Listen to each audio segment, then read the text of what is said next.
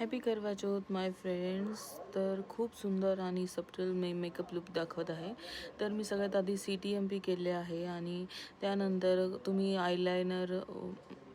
आईजवर concealer apply करायचं आणि blend करायचं. मग सगळ्यात आधी आय मेकअप करायचा जसं आपण करतो.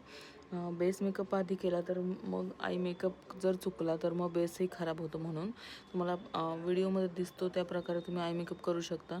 एक मस्त विंग लायनर लावा, कारण खूप त्या दिवशी भूक लागलेली असते आणि खूप तयार वगैरे होण्याची काही इच्छा नसते. पण आपलं एक दिवस असतो खूप सजायचा, मस्त दिसायचा, तर मग तुम्ही असं लुक हा करू शकता. आणि पावडर वगैरे लावून ब्लश ॲप्लिकेशन करायची. नंतर परत थोडंसं अंडर आय मला ग्रे वाटत होते म्हणून मी कन्सील केले आणि पावडरने बेकिंग करायची.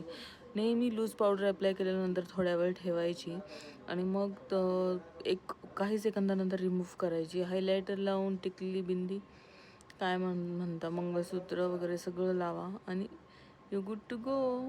Thank you for watching me guys. Please subscribe.